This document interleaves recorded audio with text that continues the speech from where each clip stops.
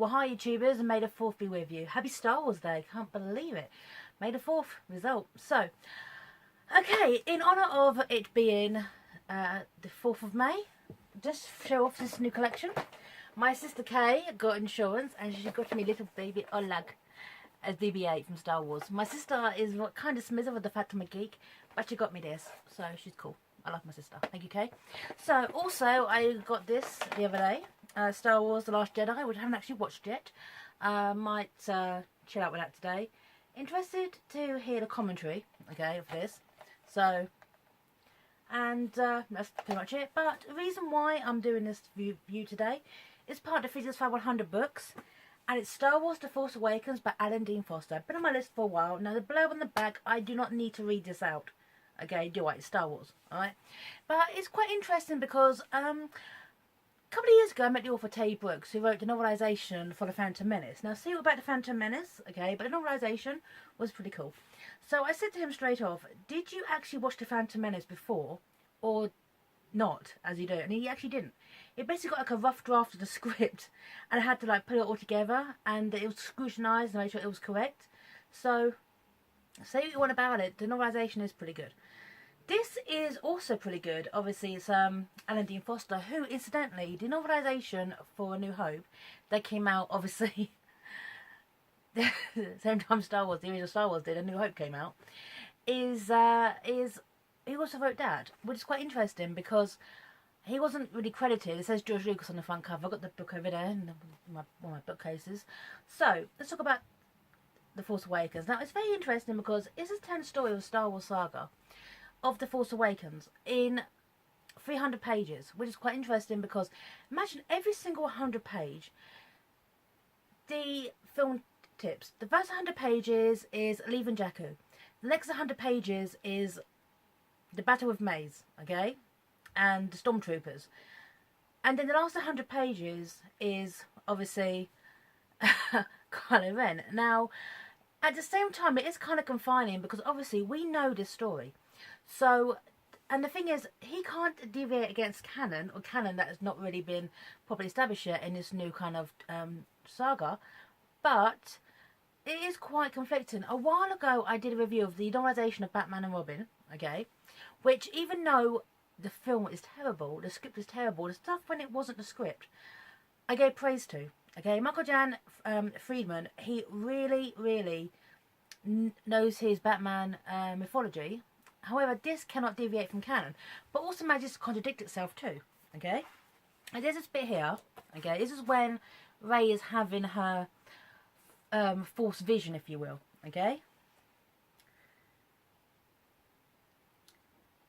Around her now, barren snowy woods, the sounds of unknown forest creatures, and a conviction that she must be losing her mind.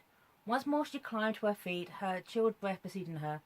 From in front of her, not far away, came the sounds of battle, the cries of the wounded, and the clashing of weapons.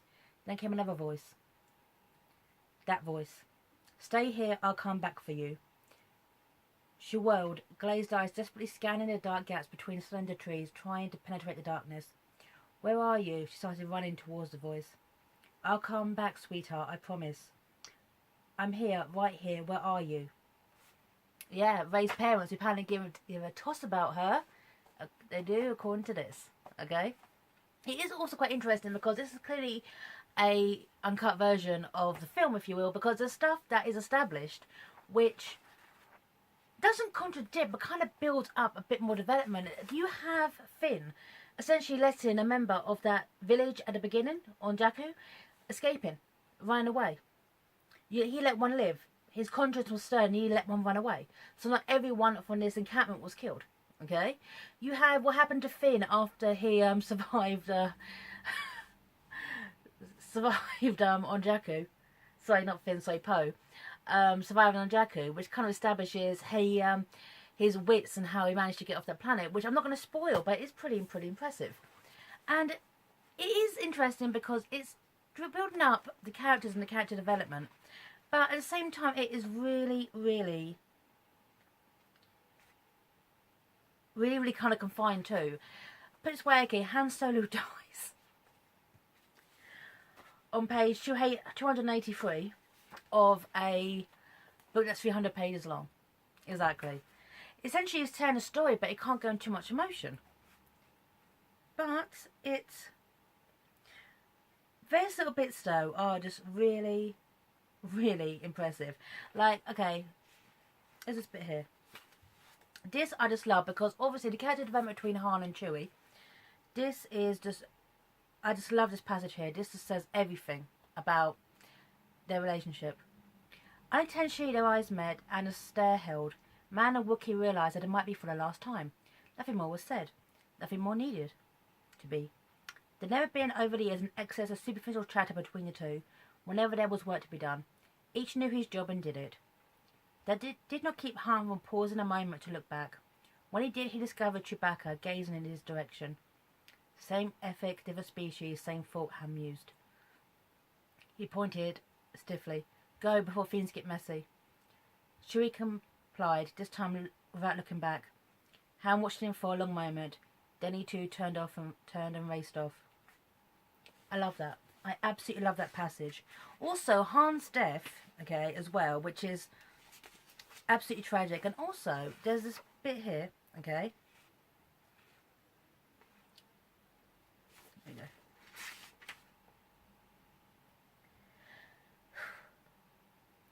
A strange sensation touched the younger man's cheeks, something long forgotten. Dampness, tears. I'm being torn apart. I want to be free of the pain. Halting at arm's length from his father, Ren unclipped his lightsaber, looked down at it for a moment, then extended it towards Han. For an instant that seemed to extend into forever, nothing happened. Smiling, Han reached for the weapon. Then, as the light from outside was fully blocked by the flow of descending, accumulating dark energy, Ren ignited the lightsaber, and a fiery red beam lanced outwards to pierce Han's chest from back to front. Thank you, Ren murmured, and truly the darkness above was mimicked by the darkness in his voice.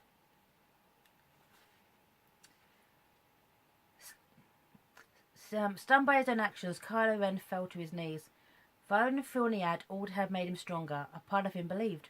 Instead, he found himself weakened. Just give him a little bit there. Yeah, it really goes more into the mentality of Kylo Ren. And also, it's a bit of a spoiler, it also, in this book, Snoke, Supreme Leader Snoke was there from the very beginning. He was there, literally, from the very, very end of the Return of the Jedi, if you will, in the shadows. Leia knew this, but kept it quiet, because she thought she could basically save her son, and it turned out not the case. Which was a really nice development. Just imagine, okay, like Supreme Leader Snoke, constantly in the background, whispering the dark thoughts into Ben's ear. So, but this bit just made me smile, okay, because it ends the way it ends, okay? This bit. This is. Am I spoiling this for you, please? Am I spoiling this for you now? Okay. I just love the ending, okay? Some distance from her, at the peripheral of the forest, stood a figure in a simple cloak and robe. It did not matter that it was facing away from her. She knew instantly who it was.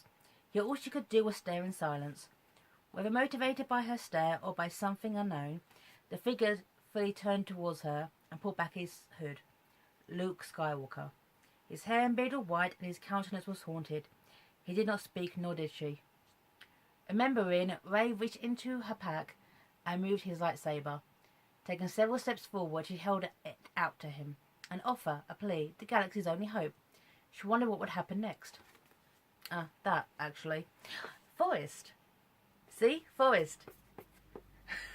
In the original version, probably Luke was in a forest. And he's not obviously in the film. I think it's in Scotland, but hey.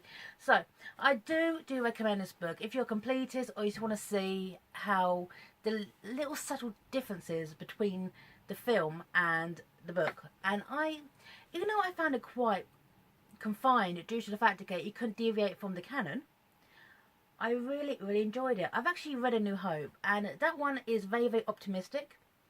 Obviously, a couple of decades later, this is quite sad. There's like this melancholy air running through this book, and I think it makes the book what it is. So, really, really enjoyed. Anyway, talked enough now. Sign off here, YouTubers. Please subscribe 100 books, and once again, happy Star Wars Day. May the 4th be with you. Bye now.